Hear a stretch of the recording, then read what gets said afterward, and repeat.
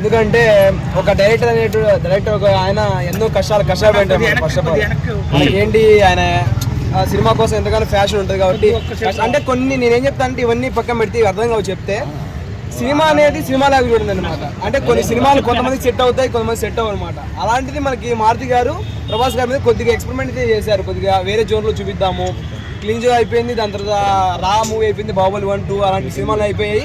కొద్దిగా రొమాంటిక్గా ఆ horror type చూపిద్దాం అనుకున్నా, ఎందుకో జనాలు తీసుకోలేకపోయారు.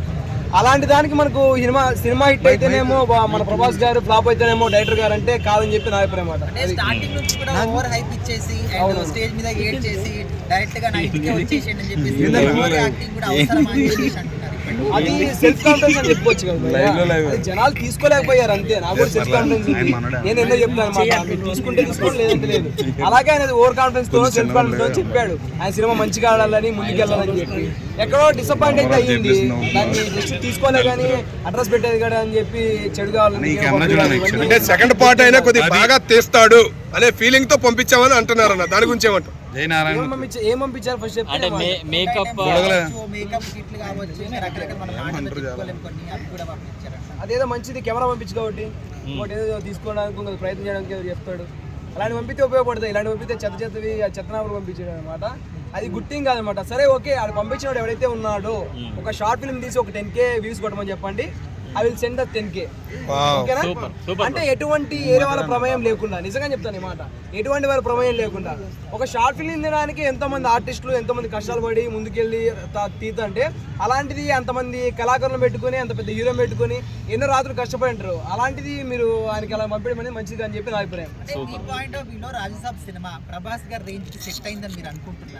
ఫస్ట్ లో నేను కూడా యాక్సెప్ట్ చేయబోయా, ఎందుకంటే ఆయన బాహుబలి 1, బాహుబలి 2 దాని తర్వాత కలికి మూవీ తీసుకుంటే రా మూవీ అనమాట, ప్యారెంటీ లెవెల్ ఉన్నాయి. ఇలాంటి సినిమా నేను యాక్సెప్ట్ చేద్దాం అనుకున్నాను, కానీ ప్రభాస్ గారు కాకుండా మిగతా వాళ్ళు ఎవరు అంటే మిగతా హీరోస్ ఎవరైతే ఉన్నా వాళ్ళు తీసింటే మంచిగుండు అని చెప్పి నా అభిప్రాయం. అంటే ఆయన కొద్దిగా ప్యారెంటీ లెవెల్కి వెళ్ళిపోయారు కదా, ఆ తగ్గట్టు ఉండాల్సింది సినిమా.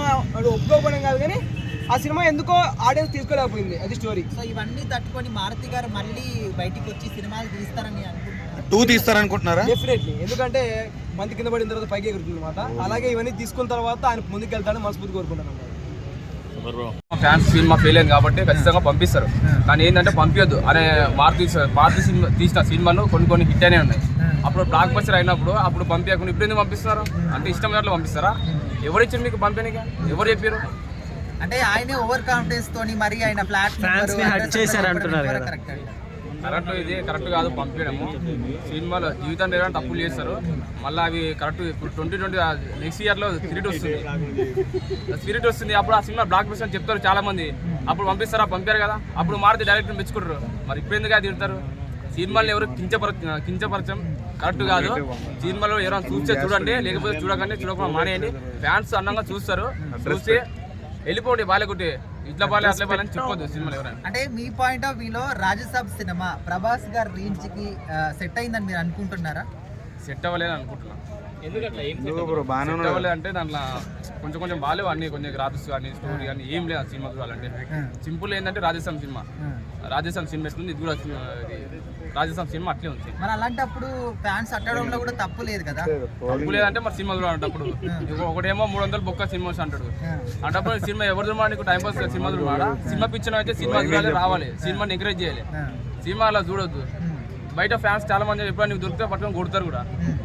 అంటే మరి మారుతి గారి గురించి ఏం చెప్తారు? స్టేజ్ పైన ఏమో ఏడ్చుకుంటూ హగ్ చేసుకుంటూ మరి ఓవర్ కాన్ఫిడెన్స్ తో ప్రతి 5 నిమిషాలకు కూడా మీరు చాలా ఎంటర్టైన్మెంట్ ఫీల్ అవుతారని చెప్పి చెప్పడం. నెక్స్ట్ ఏంటంటే మారుతి రాజసభ 2 తీస్తుందో, ఆ రాజసభ 2 అన్న కొంచెం హిట్ అయ్యేటట్టు సినిమా తీయండి. దాంట్లో ఇప్పుడు రాజసభ 1లో తప్పులు ఏమేమి ఉన్నాయో అవన్నీ సర్దించుకోండి. నెక్స్ట్ ఈ రాజసభ 1 కంటే రాజసభ 2 చాలా సినిమా హిట్ అయ్యేటట్టు సినిమా తీయండి. ఫ్యాన్స్ కూడా మీకు చాలా రిక్వెస్ట్ చేస్తున్నారా? అంతే. Thank you.